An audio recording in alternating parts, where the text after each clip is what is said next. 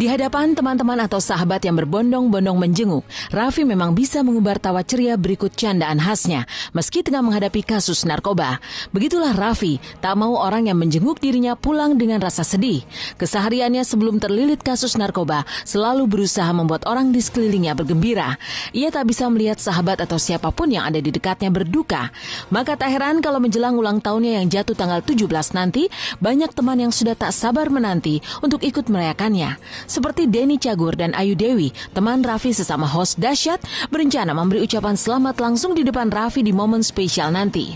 Ayu Dewi bahkan sudah berancang-ancang untuk memberikan surprise party. Seperti tak mau kalah, Krisdayanti pun kemungkinan bakal memberikan kejutan spesial pula di hari ultah Raffi. Namun makin mendekati hari istimewa itu, Raffi justru mulai didera rasa bosan menjalani hari-harinya di dalam gedung BNN. Lantas benarkah karena dibekap rasa bosan, Raffi menjadi stres? Enggak lah, kalau stres enggak. Kalau bosan iya, karena kebebasannya kan diambil oleh undang-undang kan, oleh hukum. Itu wajar. Misalnya dia aktif bekerja selama ini dari pagi sampai sore atau lanjut lagi sampai malam dengan berbagai program yang ada di berbagai televisi. Sekarang ditahan ya dengan masa penahanan 20 hari. Itu wajar lah bosannya. Yang pasti akan ngucapin lah, entah datang ke sana nengokin Raffi. Pengen ngucapin selamat ulang tahun, ada, tapi ntar aja. Katanya rencananya akan ada surprise, tapi surprise-nya nggak boleh dibocorin. Kadonya yang mochi aja kali, mochi ya. Kan murmer, tapi dia biar sehat gitu, biar ini.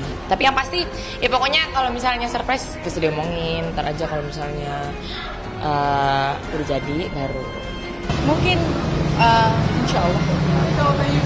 Mudah-mudahan Raffi bisa harapan orang tuanya tentu kan masih panjang untuk dia gitu. Mudah-mudahan kami berharap semua ya juga nggak, kalaupun ada yang harus dikorbankan dengan dia ditahan atau direhabilitasi ya mudah-mudahan nggak lama ya, karena memang sebagai anak muda dia masih punya progres yang panjang untuk bisa sukses gitu.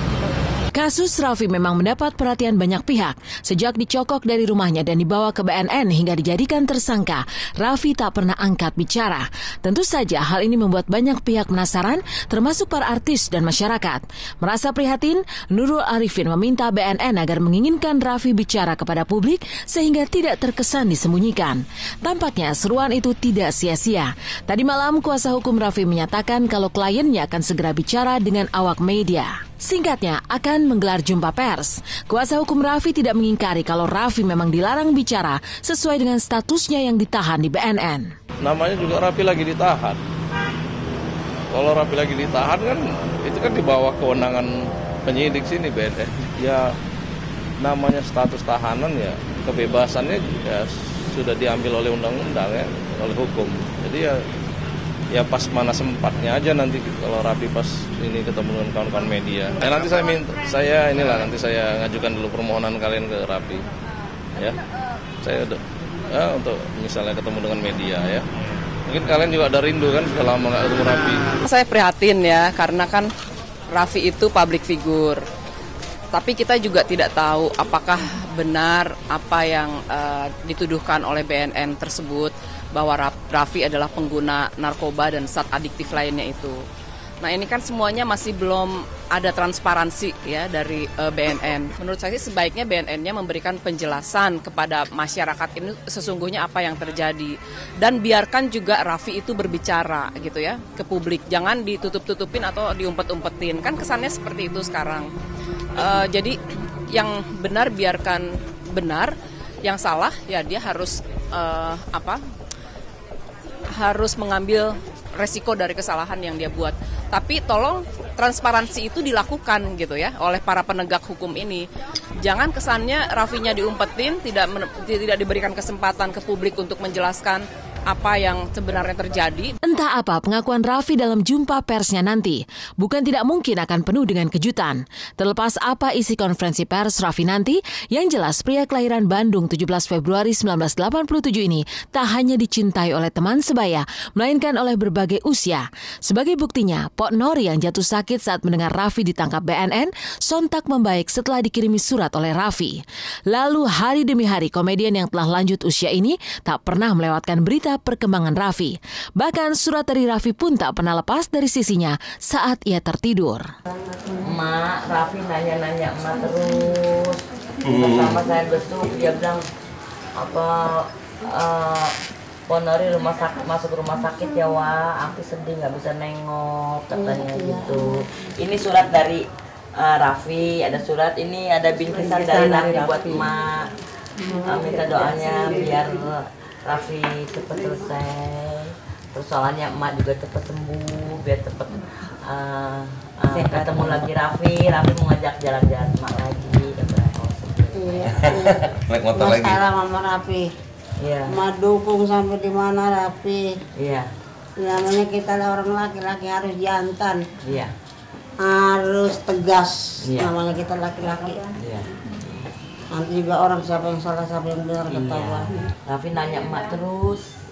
Ya orang habis curhat sama emak. Iya, kesian emak Wak gitu. Pertama saya ketemu, Wak emak kesian, jawab nama. Afi mau nitip ini, ada surat buat emak, baca aja Mak. Baca suratnya. Baca sekarang Mak. Bacain aja Mak. Surat. Bacain Bang Ipul, bacain. Bacain sama Bang Ipul suratnya. Ini surat dari Raffi Ahmad. Pok Nori, cepet sembuh ya. Saya doain, mudah-mudahan nanti kita bisa ketemu lagi. Amin. Doain saya juga supaya masalah saya cepat selesai. Amin. I love you Mak Nori. Raffi Ahmad, tanggal 8 bulan 2 2013 Mak.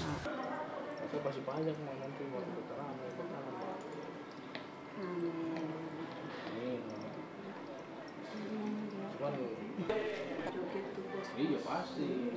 Kemarin-kemarin begitu. Apa kan kita mesti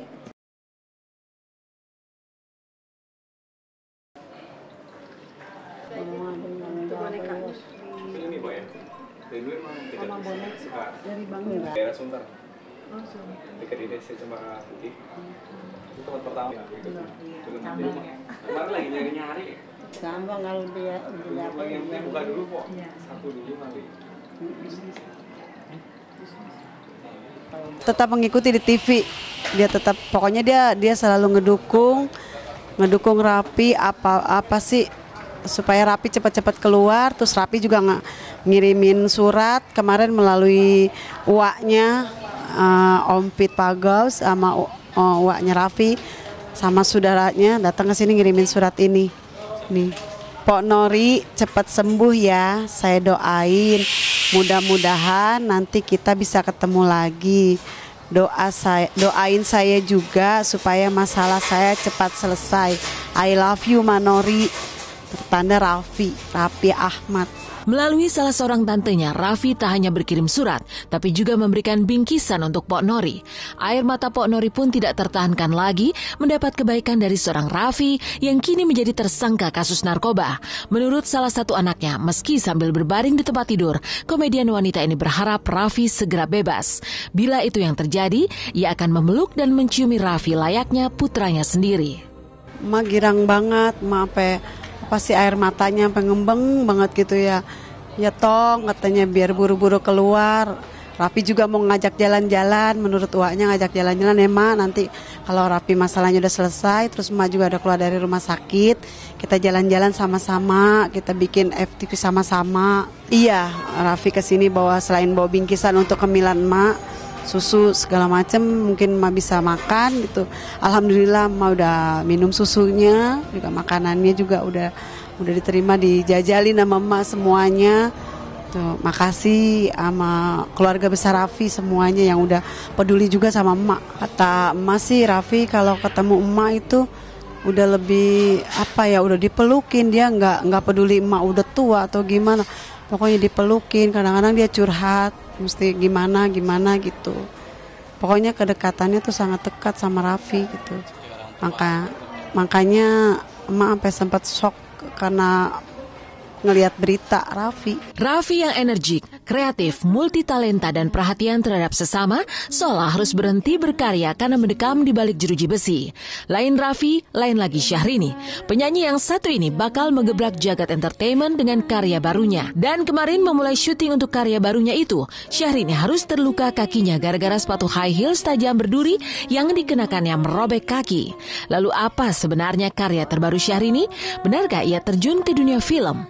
Lalu benarkah demi tampil cantik, Syahrini tak peduli meski kakinya harus terluka berkali-kali memakai high heels? Saksikan hanya di Intense di segmen berikutnya. Tahan untuk bahagia, hanya untuk cinta. Jika Raffi Ahmad berhenti berkarya karena tersandung kasus narkoba, maka Syahrini justru menggebrak dengan karya terbaru. Menambah dunia lain selain menyanyi, apa sesungguhnya karya terbaru dari Syahrini? Seperti apakah saat Syahrini syuting kemarin? Benarkah hingga kakinya terluka karena memakai sepatu tajam berduri?